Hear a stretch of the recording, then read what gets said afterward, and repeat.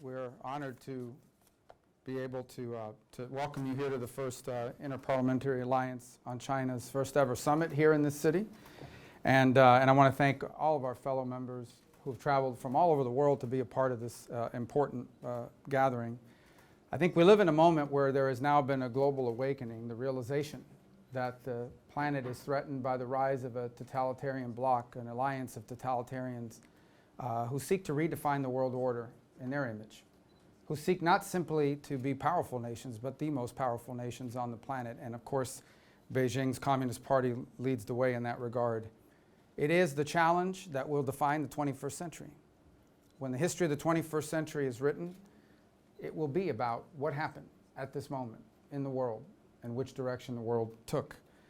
And it is not simply that nations rise. For China is certainly a nation with a proud and ancient history, a large nation, economically powerful nation. That's not our quarrel.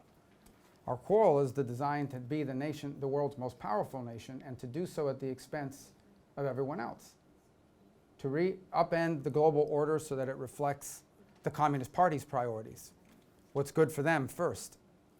But more importantly, what would a world look like in which the world's most powerful nation is led by the Chinese Communist Party? What would the world look like if the world's most powerful and influential nation becomes the one headquartered in a government and in a political party, a communist party in Beijing?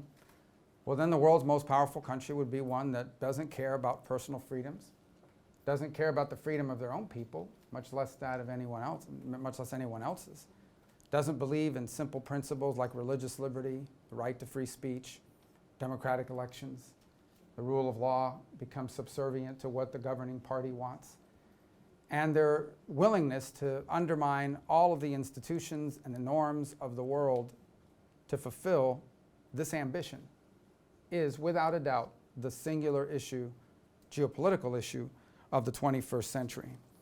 And so you arrive here in Washington at a time when there here and been a growing bipartisan recognition of it. If you had been here 10 years ago, you would find that the governing consensus in this country was that once China got rich and prosperous, they would become like the rest of us, that they would play by the rules and that they would see a benefit to becoming like everyone else.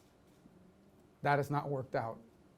What we have learned is that they have taken the full advantage of all of the opportunities presented by the global order and all of the opportunities presented by the rules that govern trade and commerce and patents and copyrights and trademarks and international norms. They take all the benefits of it, but they refuse to adhere to any of its responsibilities or obligations. And so very late, almost too late, there was a realization among policy leaders here in the United States of the threat that this poses. And only now, in just the last 3 to 5 years, have you begun to see actions taken on it. And I've been very proud to have been either involved in or led in all of the major initiatives that have taken place, just a few that I want to point to.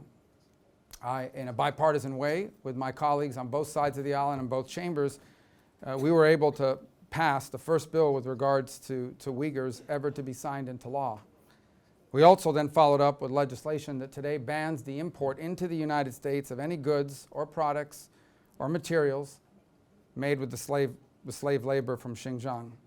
This is now the law of the United States, and obviously laws are only as good as our willingness to enforce them. But it was a monumental achievement and one that required us, frankly, to take on powerful corporate interests who have invested a lot of money in productive capabilities that depend on these supply chains. We also have put forward legislation that we hope to pass very soon to provide Taiwan with the tools and the training it will need to defend itself from the CCP's efforts to take them. And I say this to you under the full recognition that I believe there is no way that we get to the end of this decade without something happening one way or the other with regards to Taiwan.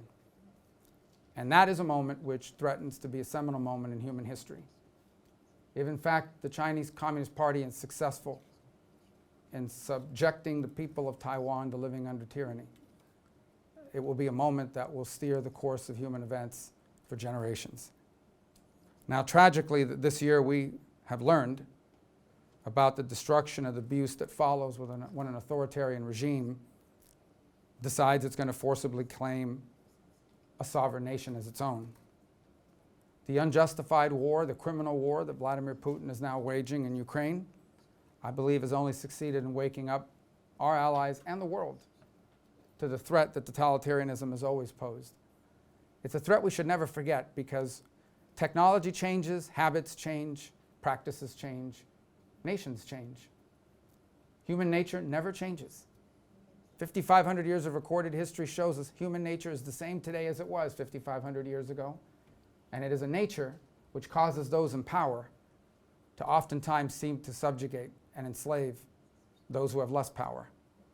And it is a desire of our fallen nature that is never satisfied, that can never be negotiated with, that can only either be surrendered to or defeated. The people of Ukraine has showed us which path they've taken, the path of resistance and ultimately victory. And so I'm very excited to announce that IPAC has chosen to welcome Ukraine into our organization this year. I can't think of a more deserving democratic partner on the planet who is at the front lines and in the opening chapter of this unfortunate but necessary battle between the forces of freedom and tyranny, frankly, between the forces of good and of evil. And so now I want to introduce a member of Parliament, Mr. Maresco, who is, I believe, the chair of the Foreign Affairs Committee, and he will speak to us more about Ukraine's ongoing efforts, not simply to defeat Vladimir Putin, but to defeat their totalitarian sponsor in the Chinese Communist Party. Thank you and welcome to Washington.